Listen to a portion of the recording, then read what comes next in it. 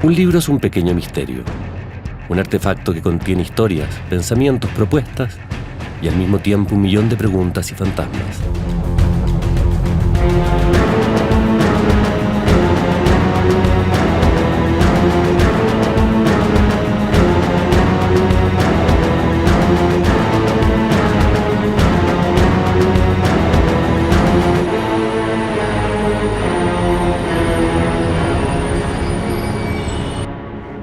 Hola, mi nombre es Roberto Brodsky, soy escritor, escribo guiones también, hago clases en Georgetown, vivo en Estados Unidos, cada tanto vengo a Chile, soy un extranjero en casa.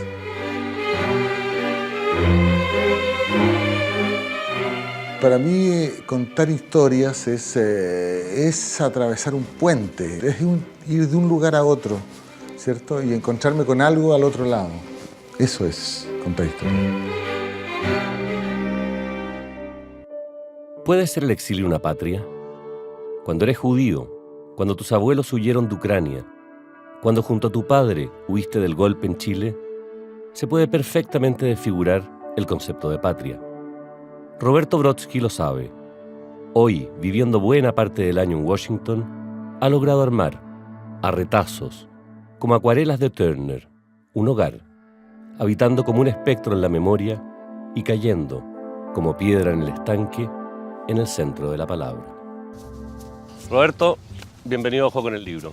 Bueno, muchas gracias por invitarme, Pablo. Antes que nada, no puedo dejar de reparar en tus calcetines. Al principio pensé que eran como de navegante, como banderitas de bote, y te imaginé paseando en tu yate por el Potomac. Pero después me di cuenta que eran de golf, lo que me deja incluso más desconcertado. Es curioso porque los tengo como hace, yo creo que un año más o menos. Tú sabes que mirando los calcetines, que yo no uso calcetines de colores, la verdad que en realidad soy más bien de tono oscuro como los tuyos, que son como más ¿Y tu como... literatura tampoco es...? Tampoco es de calcetín de golf, digamos. Pero se me ocurrió un relato, fíjate, con estos calcetines. Había, o más que un relato, una historia de un personaje. ¿Se te ocurrió ahora mirar No, calcetines? con estos calcetines, No, pues no ahí ahora. me paro y me voy. O sea, si tú sacas historias, si miras un calcetín y te sale una novela... No, es que siempre que veo estos calcetines me acuerdo de la historia que alguna vez pensé que me dan ganas de escribir, digamos. Que es una historia sobre un jugador de golf, un personaje que yo conocía allá en Washington. Allá mucha gente juega golf, ¿cierto? Es más democrático el golf. Es más democrático, es más fácil, es más popular, es como jugar voleibol en las playas, digamos. Y uno de los tipos con los cuales yo trabajaba, que era un imprentero, que había participado en la guerra de Vietnam, tenía todo un rollo con la guerra, echaba de menos la guerra, y su distracción central era irse a jugar golf. Y hablábamos, y él me hablaba siempre que nos íbamos a trabajar. Y ese relato se me fue quedando. Después él envejeció, no volvió a trabajar donde yo me lo encontraba. Pero me quedó su relato. Y cuando tuve estos calcetines, me acuerdo siempre de él. Se llama Bob Clark.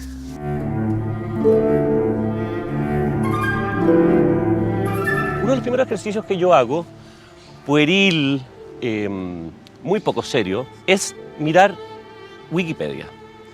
Porque Wikipedia es una realidad armada por los otros, de manera arbitraria, incompleta, pero es muy extraña como creación literaria finalmente tuya. Sí. Y de todos los personajes que yo he mirado en Wikipedia, de ni uno me había encontrado con una biografía más breve.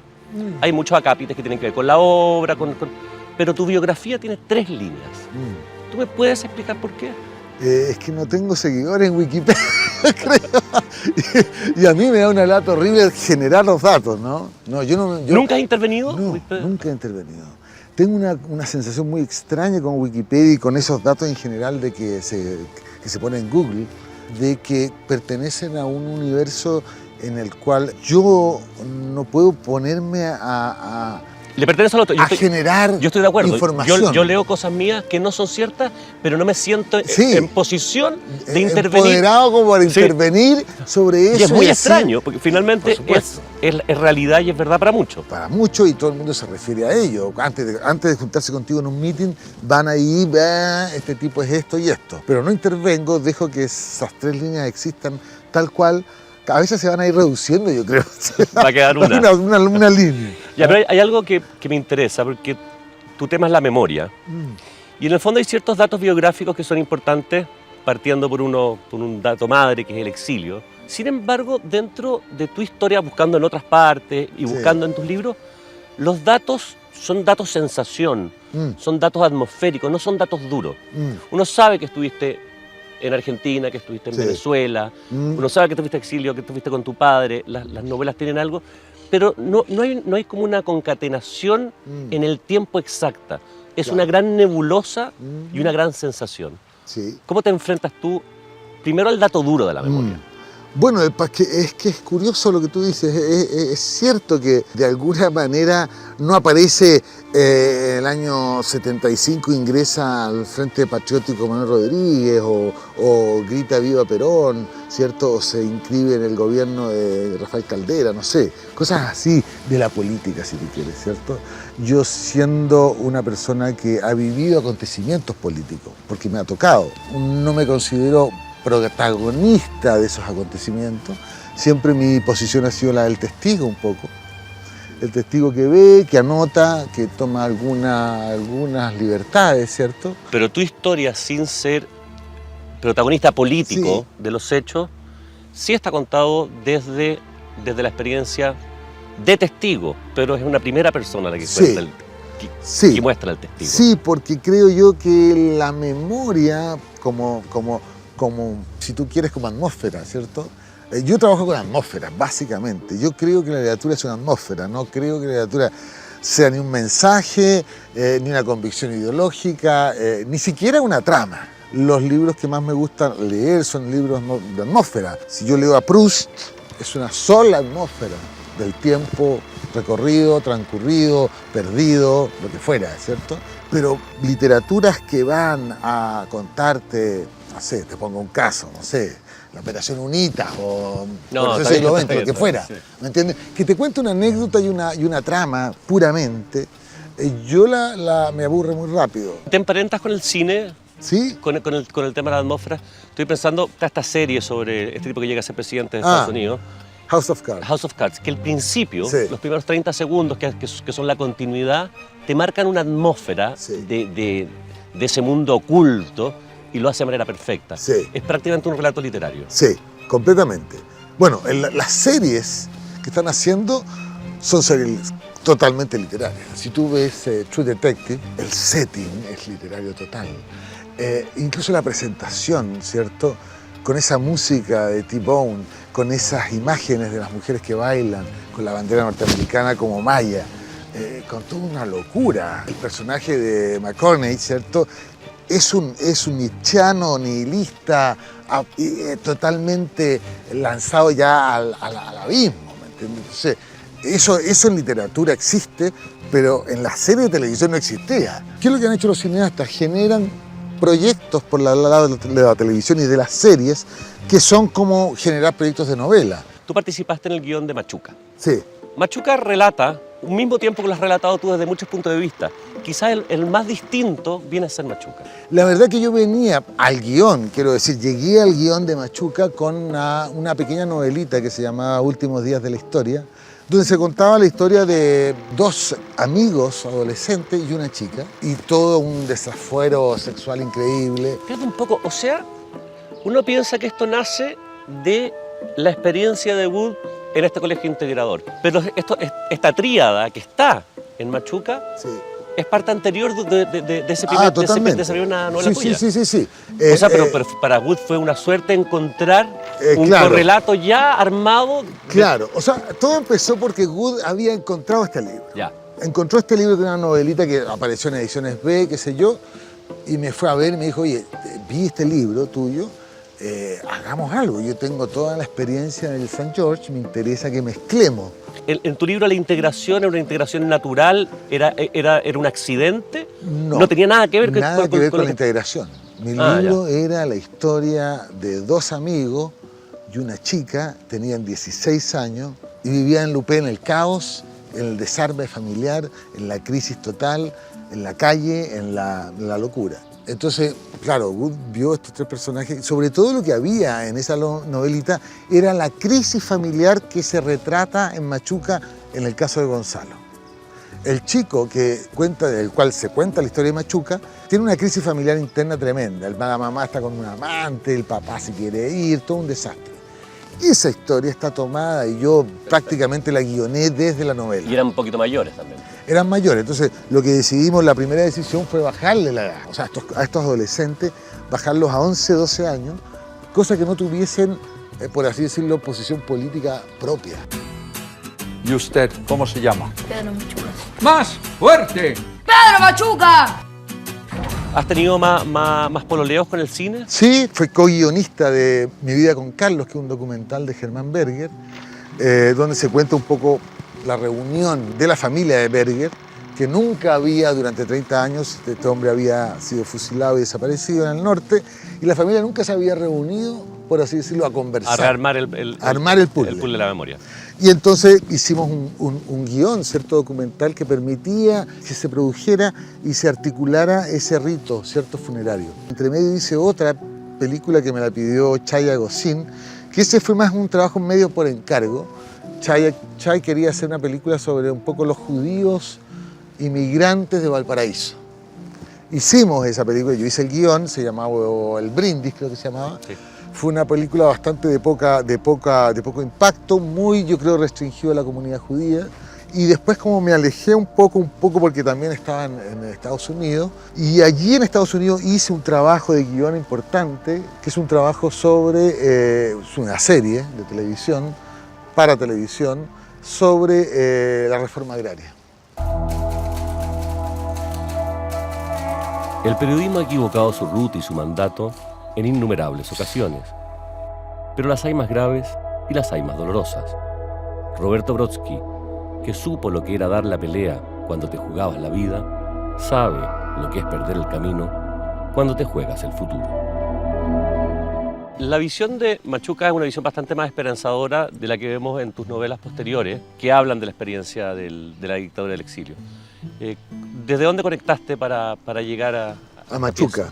Fue curioso porque en la fase final del guión hice crisis, por así decirlo, con un montón de imágenes que me estaban dando vueltas y me puse como loco, me retiré un poco del guión y me puse a escribir, me encerré a escribir desaforadamente una novela que se llama El arte de callar. El arte de callar es una novela que justamente ahora estoy adaptando para el cine, que es una novela sobre la transición de los 90, los crímenes de la oficina, los crímenes de móvil, los tráficos de armas, el periodismo metido entre medio, la caída del periodismo de oposición a la dictadura, todo ese mundo. Tú fuiste parte del periodismo contra la dictadura, tú trabajaste en el APSI, tú trabajaste en el Fortín Mapocho. En el Hoy. Entonces yo viví bastante cerca todo lo que fue el surgimiento de ese periodismo, ¿cierto? Y su caída. Su caída no fue con la dictadura, fue con la democracia. Entonces, para mí era muy elocuente que en los primeros años de la transición el periodismo justamente que había combatido a la dictadura fuera el que estuviese quebrado.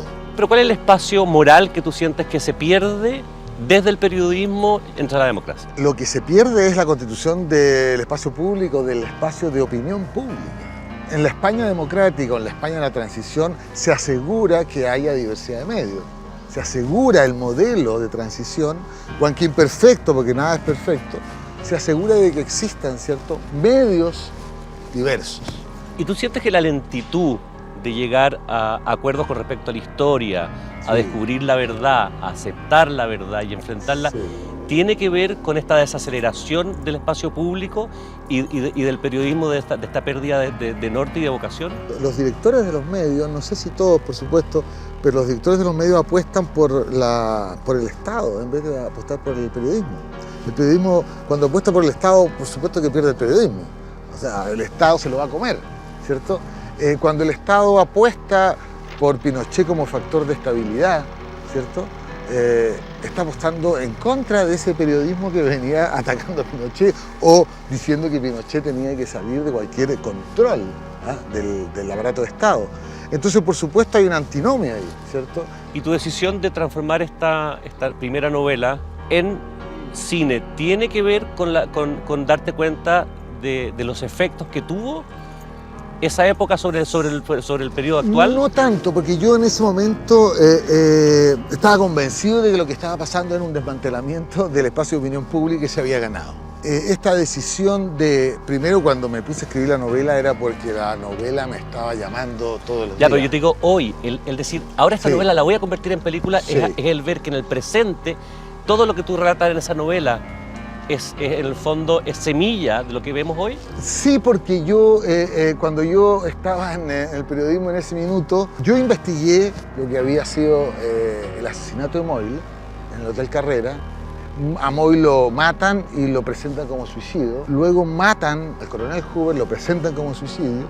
Varias muertes que ocurren en torno a todo este caso lo presentan como suicidio. Había un armado enorme. Nosotros publicamos en la revista Hoy algunas de estas cosas.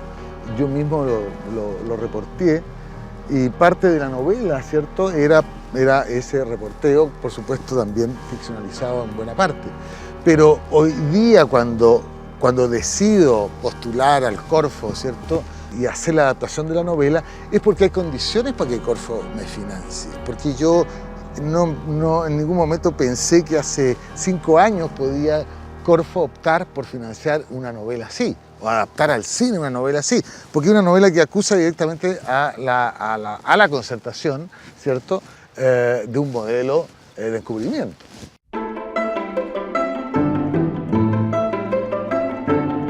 ¿Cuándo nace tu vocación? ¿Cuándo tú dices yo quiero escribir? ¿Qué edad tenías? Ni siquiera digo, yo llego a Buenos Aires, cortado de todo, cortado de amigos, cortado incluso de la parte de la familia, cortado de todo, y me pongo a escribir.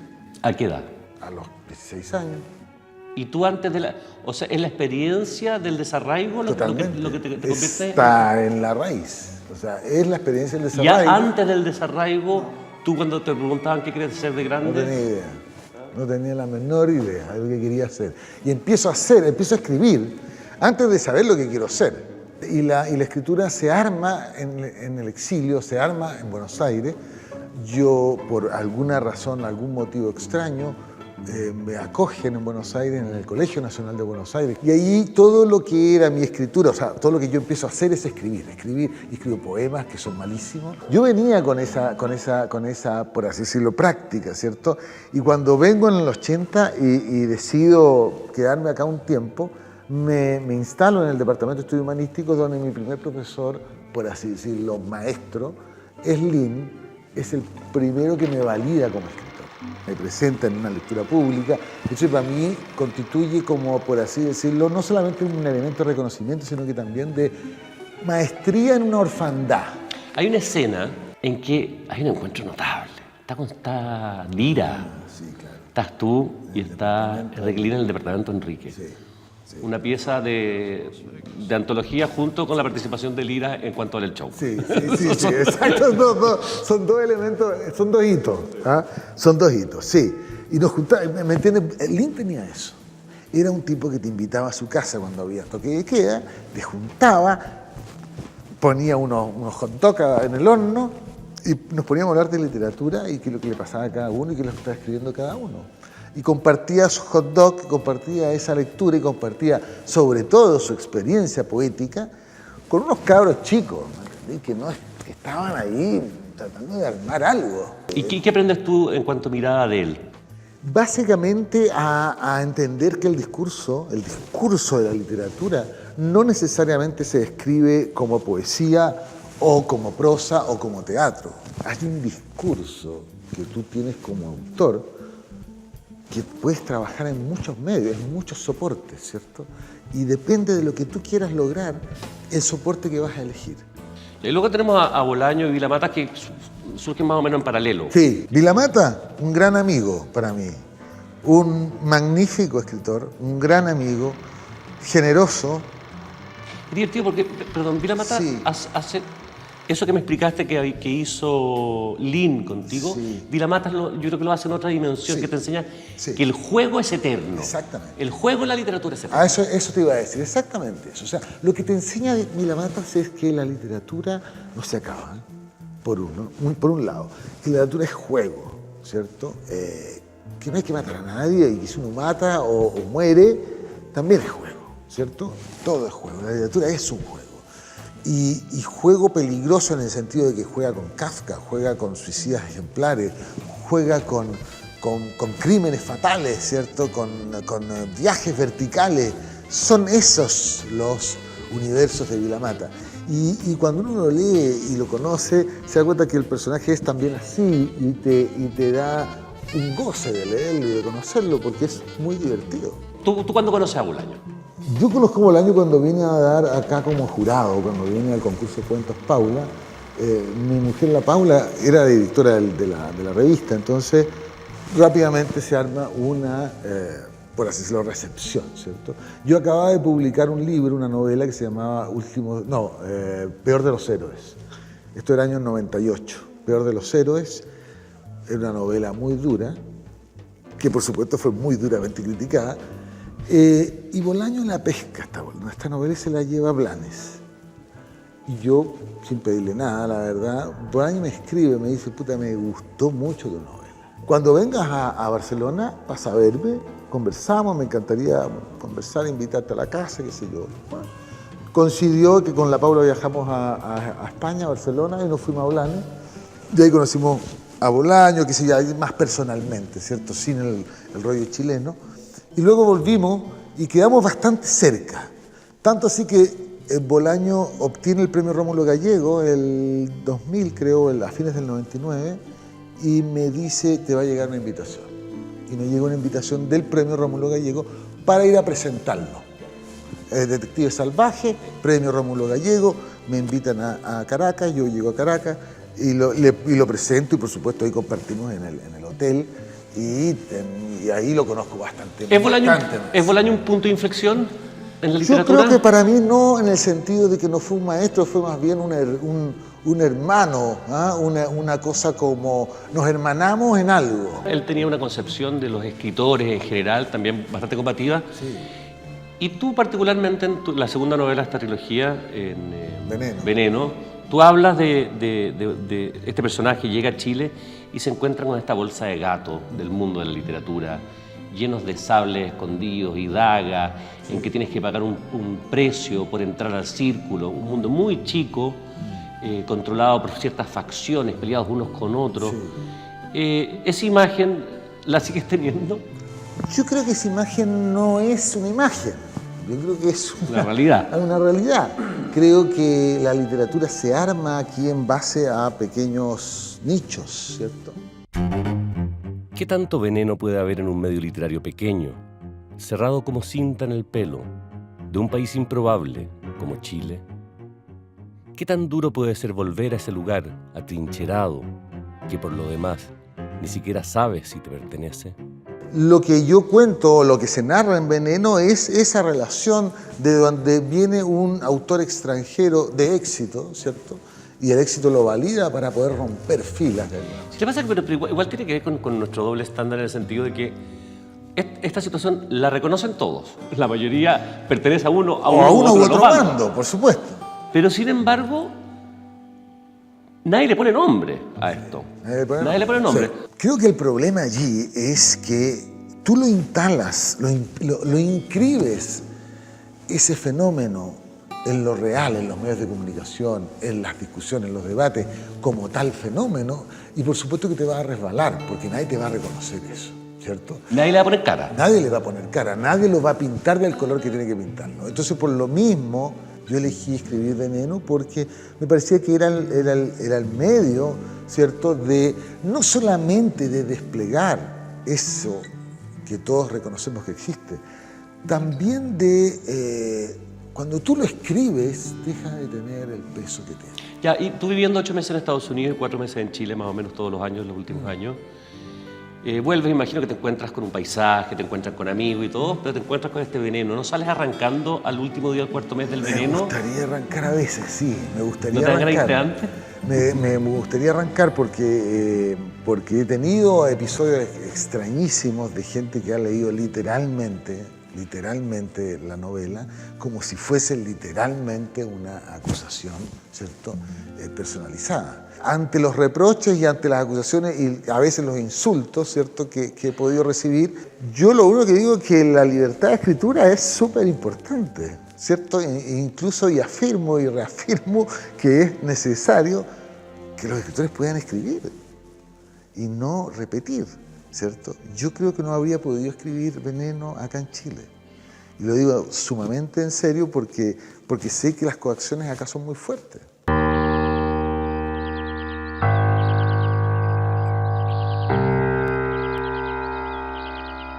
Quería volver sobre el tema de la memoria. Tú dijiste una frase que me parece bastante perturbadora y quiero que me la expliques. Me gusta porque no se deja tocar, menos manipular. Lo que me pasa a mí es que siento que la memoria es un animal escurridizo y que a la distancia se empieza a desfigurar y empieza a agarrar vida propia. Pero tú dices que hay cierta estabilidad en la memoria. Para mí la memoria es como una materia que se forma, es como la identidad también. Uno no dice la identidad es esto, o mi identidad es esto. Uno trabaja con la identidad, construye la identidad. Entonces, no es algo quieto, no es algo que yo pueda decir, no es esta mi memoria. Está transformándose siempre, porque está actualizando. Pero sin embargo dices que no se puede manipular. No se puede manipular porque se manipula sola. Tú la construyes, pero no se deja manipular, te rechaza. Tú puedes, por así decirlo, incluir episodios completamente direccionados, ideológicamente direccionados, pero el relato de tu memoria o de la memoria se va a traslucir esa manipulación, porque es la construcción de un discurso sobre la verdad, y siempre el discurso de la verdad te está, por así decirlo, tensionando. Pero ¿qué certeza podemos tener con el recuerdo después de que se va matizando con la experiencia y los años? Y sobre todo desde el punto de vista del escritor, que de alguna manera construye realidad. Yo creo que no hay otra posibilidad de trabajar con la memoria que a través de una especie de reducción de ti mismo, de tus aspiraciones, a un cierto ethos, ¿cierto? De cómo las cosas se construyen, cómo los hechos, los lugares y las personas, que es por así decirlo, la tríada constructiva de la memoria, se constituyen en una narración, no solamente verosímil, ¿cierto?, sino que tiene efectos de realidad. ¿Cómo se arma el recuerdo? ¿Cómo se viaja al lugar que habitamos, al joven, al niño que fuimos? ¿Cómo aguzar los sentidos internos para penetrar el follaje del tiempo e iluminar con la palabra? Roberto intentará explicarnos cómo se mueve la pantera interna en la jaula de la memoria. Tú estás sacando un tercer libro ahora, Sí. que tiene que ver con una trilogía que más o menos va avanzando en el tiempo, pero Sí. recorre una misma época y un mismo tema, Sí, que es la familia, el exilio, la casa. la casa. En ese ejercicio igual tú partes, para ti el golpe, donde empieza a desarrollarse el caos. Ya eras mayor, Sí. tú eras ¿qué edad tenías para el golpe? 15 años. 15 años. ¿Tú te has metido con la memoria del niño? Porque ahí la distorsión es mayor, las imágenes muchas veces dan cuenta de algo que pasó, pero con una aproximación que es la mente del niño que también se protege, pero se protege de su propia memoria. Claro. Sí, yo intento hacer eso, no sé si lo logré. Intento que la memoria incluya el ejercicio previo a la construcción de la memoria, ¿cierto? Entonces está ese chico, ese niño que se despierta en la noche porque no vienen sus padres, ¿cierto? Y se va a la escalera. Funciona como capítulo de retazo. Sí, es retazo. Ese niño está en el sueño del adulto. Ese niño está en el recuerdo, ¿cierto?, del personaje, Sí. Y está en la atmósfera en la cual la memoria tiene que ampliar, por así decirlo, la apertura que ha hecho la memoria tiene que ampliarse a la infancia para poder salir. Porque si no va a quedar atrapada la memoria. Hay algo también ahí que ¿Entiendes? te muestra que los miedos, las ausencias, porque en la trilogía prácticamente todo queda circunscrito Sí. a un horror impuesto Sí. y a las consecuencias de ese horror Sí, impuesto. sí. Cuando tú viajas hacia el niño, tiendes puentes con los horrores universales y los miedos universales. Por supuesto. Y ahí busco la libertad de la memoria. Lo que busco es liberar, por así decirlo, el trauma, o si tú quieres, el efecto trauma de la memoria. La memoria no se puede quedar en el efecto del trauma porque entonces se ahoga ahí mismo. Entonces empieza a ser la memoria esclava, ¿cierto? O más bien, el presente empieza a ser esclavo de esa memoria.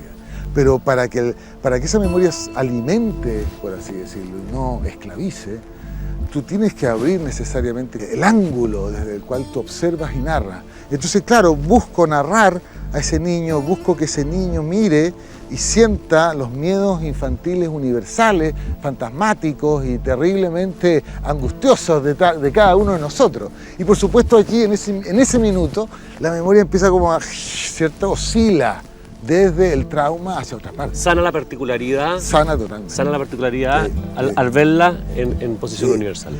Se reconcilia el personaje con la literatura, porque ya la literatura deja de ser entonces, ¿cierto?, instrumento puro de la memoria, sino que la memoria, al contrario, se da vuelta y empieza a ser un alimento para la literatura.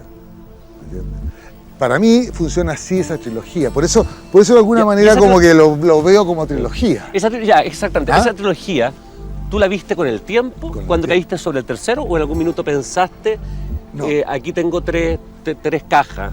No, Tres estancos. cuando llegué al final de Casa Chilena me di cuenta que había una trilogía. No fue un diseño No es, del para golf. que, no es para que te volvieran a comprar No, los libros claro, del libro. No es para hacer un pack. Ok. ¿Me entiendes? Yo cuando terminé Casa Chilena revisé los otros dos libros y dije, chucha, aquí hay algo que me está ligando y hay algo que está funcionando autónomamente cada libro, pero también en conjunto, ¿cierto? Y además sentí básicamente, eso es central, percibí en mi propia escritura subsiguiente, percibí que estaba en otra cosa ya. Hay una cosa que me parece muy interesante desde el punto de vista que lo miremos como trilogía, y es que los tonos, ¿Sí? el autor se parapeta de un distinto lugar, Sí. el discurso, Sí. la prosa Mm, es distinta. En el primer libro hay más densidad Sí. atmosférica. sí. Luego viene esta vuelta a Chile. Y en el tercer libro se entra una cosa bastante más calculadita. No sé si es calculada, pero más puntada. sí, hay un diagrama social, Sí. moderno, Sí, sí. económico, que da cuenta de la fractura. Exactamente. Y además Sí. lo cambias a segunda persona. Exactamente. ¿Cómo vas Sí. trabajando tú esos distintos approach para llegar al tono del libro? Si tú te das cuenta, si yo me fijo, si yo miro esos libros, lo que se supone que hay ahí es un pacto autobiográfico. Autor, personaje, narrador, son uno solo, hay una identidad. Y yo creo que lo que se trata para mí como trabajo de escritura es de desestabilizar ese pacto. Trato de estabilizar lo que se supone es el pacto, ¿cierto?, de lo que es la clásica autobiografía. ¿Cuánto hay a tu servicio en escribir? ¿Cuánto hay de sanación propia, del recuerdo? ¿Cuánto te ayuda a ti Sí. entrar en estos temas? O sea, yo uso mucho dato biográfico, pero lo proceso, lo filtro, lo transformo y lo... Pero en términos literarios, lo que términos pregunto yo de es la mediación del cuánto hay lenguaje. de psicoanálisis, de que el hecho de ponerlo en palabras, de buscar la manera de contarlo, también, En esta trilogía hay. el poder sanador de la palabra Sí. para uno. Sí, en esta trilogía hay mucho. Y te pregunto en términos generales, ¿qué es lo más potente que tú tenías que sanar a través de estos tres libros? Ah, buena pregunta. La Tu pregunta del país, millón. tu padre, Sí, la pregunta tu del madre, millón. tú frente al mundo. Fíjate que no lo vi como sanación. La verdad es que no lo vi como sanación. Lo vi como revelación. Sí, yo te lo digo desde, ¿Ah? desde la perspectiva que es como ir al psiquiatra, que siempre, Sí. siempre se ha dicho que en el fondo el que se sana es uno al poner el problema en palabras Claro. y salir del miasma que está dentro de la cabeza. Eso ya es el 90% de la pega. Exacto. El otro te cobra al final, Sí, claro, está claro, pensando en otra claro. cosa y Sí. de repente te pone una situación para que tú te hagas otra pregunta más. Claro. Pero la pega la hace uno. ¿Escribir Sí. no se trata de lo mismo? Yo creo que no. Yo creo que escribir se trata de revelarte ante ti y ante ti en ese minuto lo revelas ante el lector potencial algo. Ya, pero aceptarte frente al lector Te en acepta cierta dimensión es aceptarte. ante otro, que es puede ser el tratante, ¿cierto? Pero lo que pasa es que yo creo que no es la dimensión terapéutica de la literatura sí tiene una dimensión terapéutica, pero creo que no es lo central. Yo creo que la dimensión terapéutica, a diferencia de lo que ocurre en el sillón psicoanalítico, ¿cierto?, que es lo central, en la literatura es una, por así decirlo, es un dispositivo. Es un dispositivo para que tú puedas trabajar una ficción.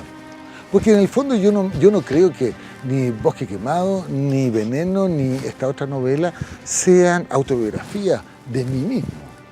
Son puestas en el lenguaje de posibilidades. En Bosque Quemado hay una caña que va a buscar la memoria, pero se le atraviesa un pescado muy curioso, que es el Alzheimer, que te hace el trabajo opuesto. Lo que vas construyendo y recogiendo se va desarmando al mismo tiempo. Sí, se va desarmando. ¿Cómo surge ese juego? Surge el dato real porque mi padre falleció de Alzheimer en un momento. Cuando él fallece, algo ocurrió, algo soñé, algo me atravesó.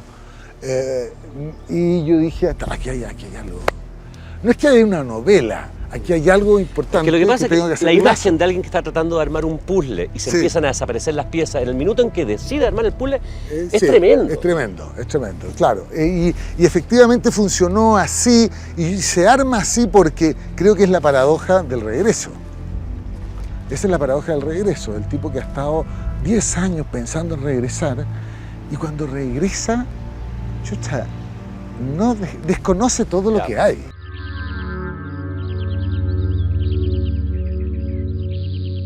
Bueno, a propósito de la memoria y de esta última parte de la trilogía Casa Chilena, dar un par de extractos para que entremos como a picar más fino acerca de ciertos temas. El personaje tiene que dar testimonio acerca de lo que vivió en Vía Grimaldi y dice lo siguiente: el testimonio es una trampa, piensas. El testimonio que has dado ante Julia es la experiencia de la verdad, pero no es toda la verdad. Solo es verdadero. Todo testimonio sacrifica al que lo da. ¿Qué me puedes decir? Que es totalmente cierto. Esto mismo. Y esas relaciones entre lo que es la verdad y lo verdadero, que tú escindes, tú tiras una línea. Sí, porque el discurso de la verdad es un discurso de la ciencia. Y el discurso de la memoria es un discurso no de la ciencia, es un discurso verdadero o falso. La literatura y la ficción tematizan con lo verdadero, ¿cierto? Esto lo dice Piglia y lo dice muy bien. Dice, la ficción tematiza la verdad, hace que las cosas sean más verdaderas o más falsas, pero no es un discurso de la verdad, ¿cierto? La ciencia tiene un discurso de la verdad, de la prueba, etcétera, de hipótesis, todo el rollo, pero la literatura para nada, la literatura no busca ese discurso, sino que busca el discurso de lo verdadero.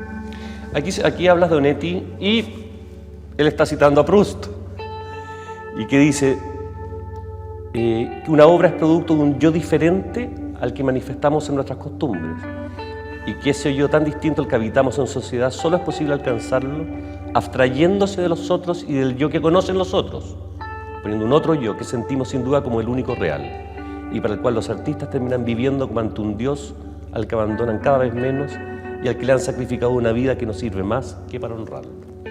¿Qué es este otro yo? Para mí el narrador es ese otro yo. ¿Cómo surge, cómo vive, de dónde se alimenta, de dónde saca sus ideas y sus imágenes? Ese otro yo es completamente de trabajo de lenguaje. Está escondido en el lenguaje para mí, ese otro yo. Hay una imagen magnífica de Nabokov. Le preguntan qué es la literatura. Y él dice algo magnífico que tiene que ver con esto, ¿cierto? Él dice, la literatura es el ladrido de algo en el bosque. Y tú corres al bosque a saber quién es, qué es ese ladrido. Eso es la literatura. Tú realmente no sabes qué es lo que... Escuchas algo y por supuesto que te llama mucho la atención y corres allá, ¿cierto? Y te metes al bosque y te pierdes en el bosque. Allí está ese otro yo, allí se esconde ese otro yo, que es el narrador. Cuéntame un poco lo que es la experiencia de hacer clases en Washington. Yo llegué para allá con una experiencia muy pequeña académica, en el sentido de que no había hecho clases acá, pero no muchas. Me pareció bien curioso que en alguna parte relata, entonces postulé, porque uno piensa que la gente postula a ser alumno. Entonces, y postulé a Estados Unidos y quedé en claro, Georgetown. es que eso es lo que pasa en Estados Unidos. Yo creo que hay meritocracia, de verdad. Creo que, aunque sea un cliché el tema de las tierras de la oportunidad y todo eso, hay oportunidades. Nadie te va a cerrar la puerta porque tú piensas distinto. Al contrario, te la van a abrir porque tú piensas distinto, entonces puede ser interesante.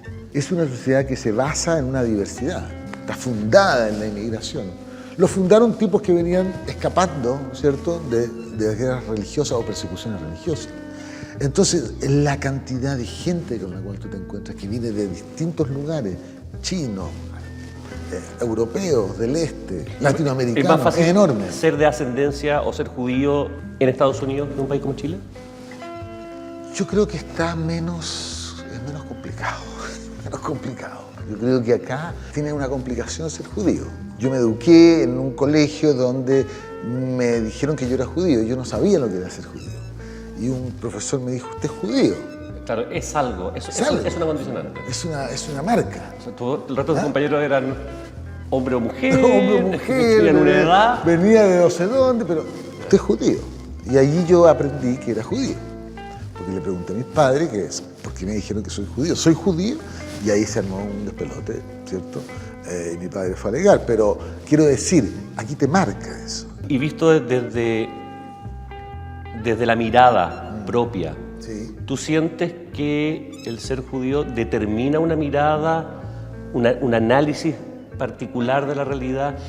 El mismo exilio, cuando uno viene viviendo como familia, como tradición de tanto exilio, de la diáspora hasta las persecuciones, Sí, ¿se vive? no determina desde el punto de vista tan estrictamente, pero sí aporta una capacidad de adaptación mayor. Porque tienes un registro, por así decirlo, histórico de adaptaciones. Yo soy primera generación, o sea, mi padre nació en Argentina, yo nací acá, mi abuelo nació en Ucrania. Entonces te da un elemento, una herramienta de adaptación, porque tú ya sabes que eso está dentro del gen, del ADN de tu familia y de lo que has venido siendo para atrás. Y cuando el exilio ha sido tu patria, ¿cómo es el concepto de nacionalidad que se empieza a desfigurar? ¿Tú te sientes chileno o la manera en que tú te sientes chileno puede ser muy distinta a la de otros? Yo creo que no soy yo solamente, creo que a mucha gente le pasa. Yo me siento santiaguino, en el sentido que yo nací en Santiago, soy más de la ciudad que del país, por así decirlo. Yo creo que tengo que ver más con alguien de Providencia o Estación Central o Ñuñoa, y no es por los particularismos que tú vas apostando, sino que es por la capacidad de los diálogos que tú puedes tener, ¿cierto? Si yo voy a Pitrufquén y me pongo a charlar, ¿cierto?, con un personaje allí de Pitrufquén, me voy a sentir, pero tan extranjero como cuando charlo con un checoslovaco en Praga o con un gringo en Chicago. Ya, pero me imagino que cuando tú viajas y te conviertes, por ejemplo, profesor en Estados Unidos, ahí sí hay una chilenidad que te hace particular, Sí. que es el haber pasado por esta patria tan extraña. Un latinoamericanismo más que una chilenidad. ¿Sí? Sí. ¿Qué sientes tú que has aprendido desde este nuevo espacio que es Estados Unidos? ¿Y qué sientes que han aprendido tus propios alumnos desde tu particularidad de origen? Yo creo que yo he aprendido, hay una generosidad que uno se aprende ahí. Hay una generosidad de que, ¿sabes qué? No importa lo que hagas, tú sirves para eso. En Estados Unidos, a mí lo que más me impresiona de Estados Unidos, de la cultura laboral, si tú quieres, es que si un tipo está recogiendo basura, el tipo la recoge bien. No importa lo que haga, lo tiene que hacer bien. ¿Y cuál es tu aporte de particularidad a ese mundo Sí. desde ser chileno? Yo creo que mi aporte es el relacionar cosas, el poner en relación cosas muy distintas. Yo creo que el problema cultural, por así decirlo, en Estados Unidos es los casilleros, ¿cierto?, estancos. ¿Ah? Entonces, cuando la cultura latinoamericana tiene la capacidad, y al menos yo me he apropiado y he alimentado eso, de poner en relación cosas muy distintas entre sí, ¿cierto? Y de ligar y poner en relación y poner en perspectiva, por así decirlo, ciertos hechos, ciertas situaciones, ciertas ideas, ciertos personajes, ¿cierto? Que normalmente la cultura norteamericana es mucho más, diría yo, más seca, más estricta, más compartimentada. Entonces, Y esta cosa más conservadora del mundo anglosajón, ¿cómo lo vives tú? yo creo que el mundo anglosajón está en una transformación, pero velocísima, de ese conservatismo. Donald Trump es la expresión de esa especie de nostalgia de los años 50. Esa nostalgia por los años 50, de la América de los ¿Tú años crees que hay 50. alguna posibilidad de que Donald Trump salga? Yo creo que no es posible que Donald Trump salga presidente porque se va a ir la mano de obra.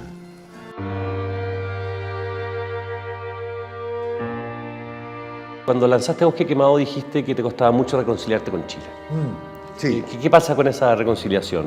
¿Siguen en un estado precario? Yo creo que no. Yo creo que cuando hago Veneno, parte de esa dureza, ¿cierto? De no reconciliación y de fricción, ¿cierto? Con el entorno, se hace presente. La escritura de Veneno funciona un poco como remedio, ¿cierto? Es un fármaco, como dijo Peña en la presentación del libro. Y con Casa Chilena yo cierro de verdad en el sentido de que me reconcilio, pero no con el estatuto social o político del país. Me reconcilio conmigo mismo, digamos, ¿no? Me reconcilio con la literatura, me reconcilio con el hecho de que, con esto mismo que hablábamos, que empecé a escribir antes de querer ser escritor, ¿cierto? Y ahí está lo verdadero, ahí está lo auténtico, ahí está lo que de verdad me lleva.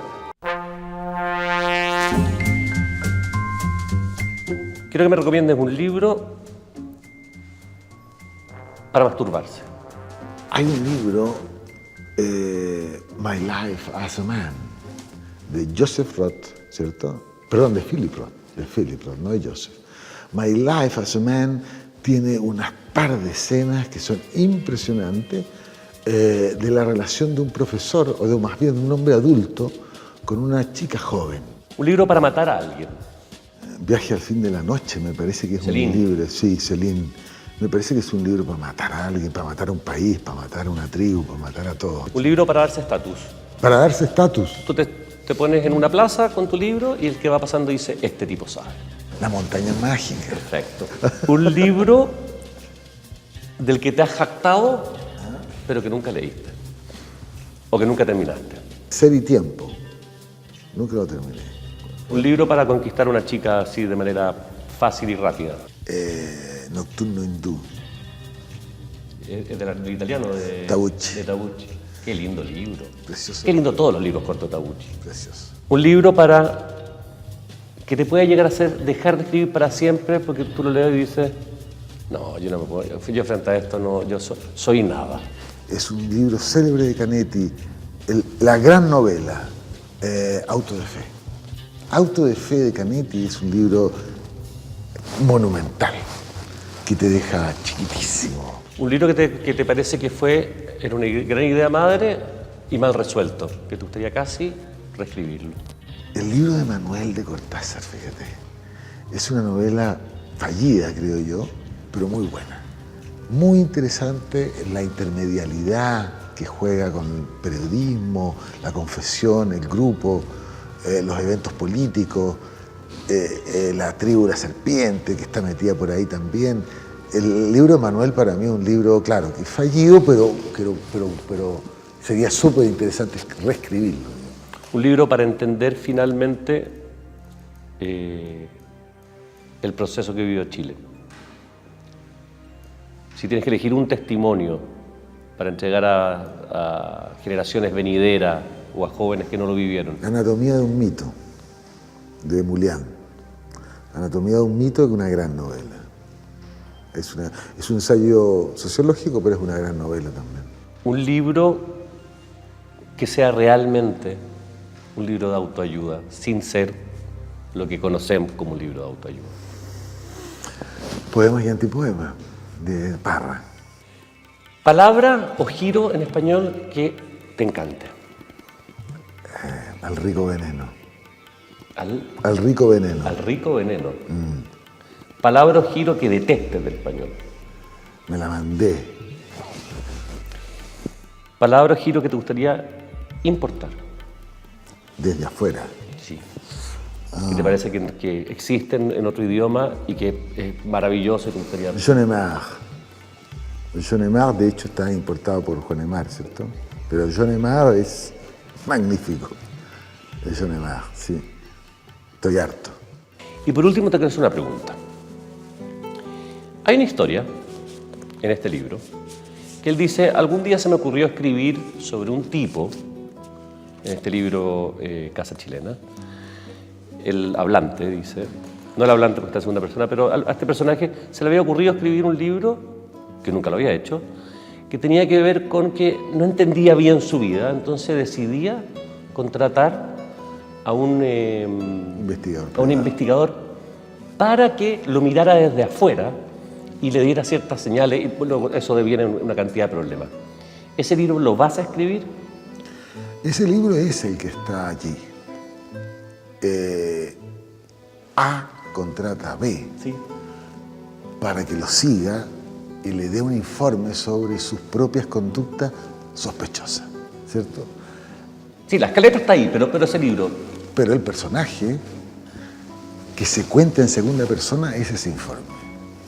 Es una clave interna para mí. Yo sé que es una clave súper hermética desde el punto de vista de la lectura de la novela, pero para mí es por así decirlo, el código secreto de entrada a la novela, en el cual un narrador en segunda persona siempre está siguiendo al personaje, le dice, tú haces esto, Ya. haces esto otro. Pero no lo vas a hacer en simple, con realmente un tipo siguiendo. Ok, No. te lo voy a robar.